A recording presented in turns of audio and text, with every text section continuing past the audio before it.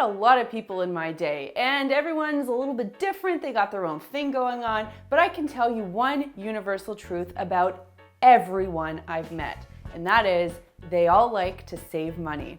And one way that you can save money is by wasting less. Not to mention, it's great for the environment, and we need to be really good stewards of the environment right now. So this week, I am going to share with you 10 easy ways that you can waste less and save more. And some exciting news if you haven't heard, I've got a book coming out. This is the Canadian cover. This is the cover you'll get everywhere else in the world, and it's available for pre-order now. Visit cleanmyspacebook.com. The book is going to totally change the way you clean. Make your sponge last. While you might think that you have to get rid of your sponge the second it starts smelling, or if you wiped up something kind of gross, think again. Rather than tossing it, consider cleaning and disinfecting your sponge. There's a really easy way to do this, and it's so much more responsible, not only for your wallet, but for the environment, to use your sponge more. So here's what you do. Fill a bowl with equal parts water and white vinegar. Make sure the whole sponge is immersed in the liquid. Microwave it for 5 minutes. When it comes out, let it cool. You can even remove it with tongs. And what that will do is get rid of bacteria and odors and give some new life to that sponge. Reuse paper towel. You may or may not know this, but paper towel can actually be reused. Now, not if you're using it for some gross cleanup job, but if you're using it for something, pretty average, like wiping up a juice spill on the counter, walk the paper towel over to the sink, wring it out, rinse it, wring it out again, and wipe another surface. Paper towels are durable so long as you get the good quality ones. Another way to stretch the life of your paper towel is to use it to wipe out one thing. For example, I will use it to wipe out a cast iron pan, and then I'll just leave the paper towel beside the stove, and I'll put all of my other food garbage on that paper towel, and I'll wipe up a little schmutz, and then I throw it out. So there, I've used one paper towel for 3 functions. 2 degrees cooler, 2 degrees hotter. I always love being hot, but even I can admit it is pretty irresponsible. So what we've been doing at home now in the winter is we've been kicking the thermostat down by 2 degrees, and I'm surviving. And I have to say, it's actually easier to sleep in a cooler bedroom because you can layer on the blankets and it's kind of cozy. But what I do instead is I put on blankets or sweaters, and I'm wearing slippers. So I'm doing what I can to keep myself warm. And frankly, it is making a big dent in a positive sense on our bill. And then in the summer, we're going to kick the thermostat up 2 degrees. So we're not going to pull the air conditioning right down, and we're just going to find ways to make sure that we're not dealing with that whole greenhouse effect. So we're going to be closing our window coverings, and that way we'll keep sunlight out and we'll keep our home a little bit cooler. Start a bag system. I'd love to know in the comments down below if you guys have reusable bags that you take shopping with you, or if you're still using plastic bags. Where I live in Toronto, they charge you for plastic bags. And not to mention, plastic bags clog up landfills. Go research how long it takes for a plastic bag to break down. It's depressing.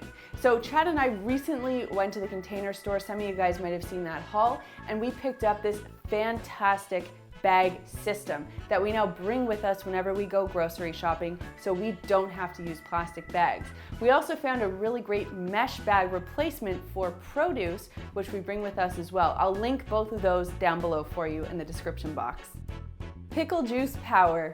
If you like anything that's pickled, before you toss that liquid down the sink, think again. Pickle juice, while it doesn't really have a negative environmental impact, it can have a really positive impact on your food. So you can brine chicken in pickle juice. Apparently, this is what one very successful chicken franchise does to make their chicken taste extra amazing. You can add it to hummus and salad dressings. You can throw some in a cocktail. You can steam veggies in it. There are a lot of cool things you can do with pickle juice. So use it before you toss it. Reuse jars. On the topic of pickle juice, I'm sure you indulge in pickles and jams and olives and all kinds of other good stuff that comes in jars. Don't throw those valuable little things out. Rather than buying containers, reuse your jars. I, right now in my fridge, have turmeric tea in an old soup jar, and I have soup in an old pickle jar. I also have spices, which I've contained in old spice jars that I've cleaned out, deodorized, and then reused. Switch to digital subscriptions. If you currently get your paper or magazines delivered to your home, you gotta get with the times. It is 2017 or maybe 2019 when you're watching this. I don't know, but I'm sure this will still be relevant. A lot of companies are now offering you the ability to subscribe to their content online. Not only is this easier for you to manage at home because there's less paper for you to have to deal with, but you can also save content a lot easier. And usually, if you subscribe online, you get offers and access to a lot of other things that you wouldn't necessarily get access to if you just got the stuff delivered to your home. For example, an app like Texture, I think, gives you access to hundreds of magazines every month instead of just one subscription. So think about making that switch. Turn your water off. Obviously, you're gonna need to use water for things like brushing your teeth and washing your dishes. But water is a scarce resource and we've got to treat it with respect. Not to mention, we are paying for it. So make sure that when you're washing dishes, you're turning water off when you're actually not using it to rinse or fill your sink. And the same goes for when you're brushing your teeth or washing your face. Only when you actually need the water is when you should turn it on, but when the brush is physically in your mouth or the washcloth is physically on your face, your tap should be off. Use reusable napkins. Reusable napkins are not just for fancy people, they are for everyday people like moi. Now, I used to think that reusable napkins were going to be a total pain and extra laundry that I'd have to do, but let me tell you what happened. First of all, we don't have a bunch of paper going around the house because paper napkins, that long rectangular thing, you have to find somewhere to store it, number one. And number two, you can't recycle paper towel or napkins, so it's kind of an irresponsible choice. Now, when it comes to actual cloth napkins, we'll reuse them a couple of times. I mean, of course, if you get a spill on the napkin, you're not going to use it. But if it's just, for a sandwich and you dab your face for a second, you can easily reuse that.